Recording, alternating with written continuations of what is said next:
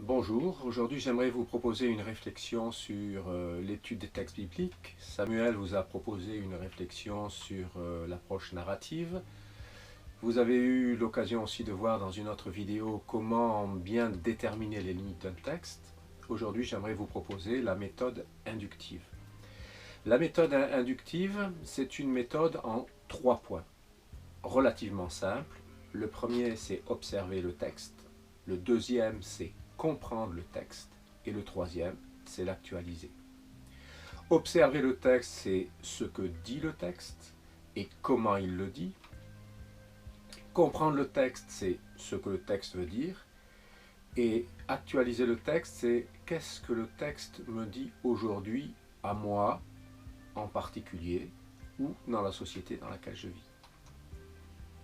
Alors observer, eh bien pour observer un texte, effectivement, il faut d'abord bien le délimiter. Donc là, je vous renvoie à l'autre vidéo qui a été faite. Mais ensuite, il est intéressant de se concentrer peut-être sur les personnages. Quels sont-ils? Que font-ils? Quand le font-ils? Où sont-ils? Y a-t-il des déplacements dans ce texte? De quoi est-il question dans ce texte? Quels sont les changements entre le début et la fin du passage? Et dans cette liste que je vous propose, eh bien, vous trouverez dans un PowerPoint avec le lien en bas de cette vidéo toutes les questions que je viens de poser. Donc, observer, c'est se poser des questions sur le texte pour essayer de comprendre ce qu'il veut dire. Et comprendre, c'est la deuxième point qu'il faut voir là-dedans. Alors, comment observer? Eh bien, vous pouvez le faire de différentes manières. Je vous propose quelque chose de très simple, c'est de prendre des crayons de couleur. Par exemple, je vous dis quels sont les personnages. Eh bien, on va colorier chaque personnage d'une couleur. Bleu, vert, jaune, rouge, suivant les personnages, la couleur qui vous convient. Et ensuite, on va souligner de la même couleur les verbes dont ces personnages sont sujets. Cela nous permet de comprendre quels sont les personnages et qu'est-ce qu'ils font. Pour savoir de quoi il est question, quels sont les thèmes, et bien là, on va peut-être, au lieu de colorier, on va surligner d'une même couleur les mots formant une même famille. Ça peut être dans un domaine comme voir, enfin, quel que soit le thème, c'est regrouper tous les mots qui sont de la même famille, d'une même couleur. Cela permet de voir de quoi il est question, de comprendre les thèmes du texte. Pour les déplacements, eh bien, prenez une feuille et notez les déplacements des personnages, les allées venues. Et ça peut être très intéressant, au lieu de les noter en écrivant, de faire un petit dessin. On part de tel village, on arrive dans telle maison, on sort, on descend, on monte dans un bateau. Quel que soit le cheminement, de le faire sous forme d'un petit dessin qui nous permet de visualiser les déplacements dans cette histoire, dans ce passage. Et puis, question importante, y a-t-il des changements entre le début et la fin d'une histoire? L'élément le plus simple, c'est vous avez une guérison, il y a quelqu'un de malade au début, à la fin il est guéri. Mais souvent, dans un texte, il y a beaucoup d'autres personnages ou d'autres événements qui se déroulent et qui provoquent des changements, à noter bien sûr.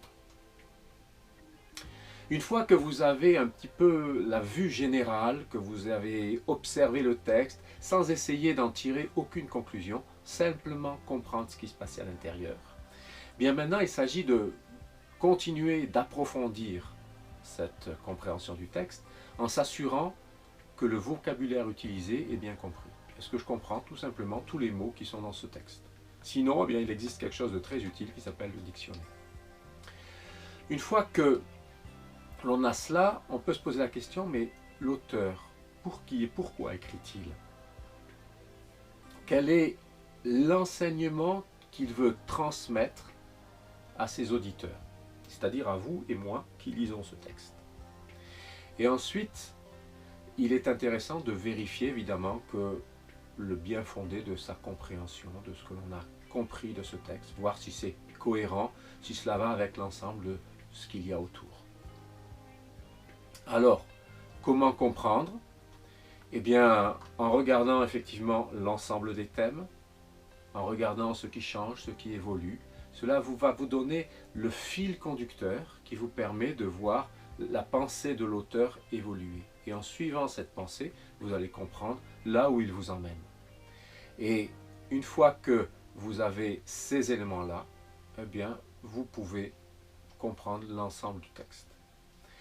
C'est aussi important, une fois que l'on a bien compris ce qui se passe dans le texte, que j'ai compris où l'auteur voulait m'amener dans sa réflexion, dans son cheminement, eh bien, je peux me dire que si j'ai compris ce qu'il voulait dire en écrivant, je peux essayer de voir maintenant en quoi cela me concerne aujourd'hui. Alors, la société ayant changé, nous sommes 2000 ans plus tard si on parle du Nouveau Testament, eh bien, il faut essayer de remonter au principe, non pas au fait, mais à l'idée que l'auteur développe. Et à partir du moment où je comprends l'idée qu'il développe, je peux me poser la question de comment aujourd'hui cette idée-là peut se vivre. L'idée de l'application, de l'actualisation, c'est de reprendre les principes évoqués par l'auteur pour nous apprendre quelque chose et se demander comment est-ce qu'ils se vivent aujourd'hui. Notre société ayant totalement changé, eh bien, l'application va changer, mais les principes restent les mêmes.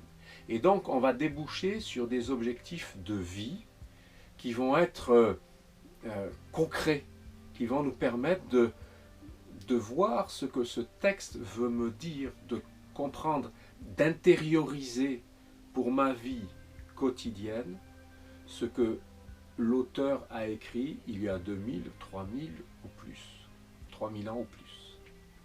Voilà, alors ce sont des principes, vous les retrouverez dans le petit montage PowerPoint qui est en lien sous cette vidéo. Et je vous invite à le tester. Et là aussi, si vous êtes en difficulté, n'hésitez pas à me contacter pour que l'on puisse en discuter et voir comment vous avez réussi ou eu des difficultés à mettre cela en place.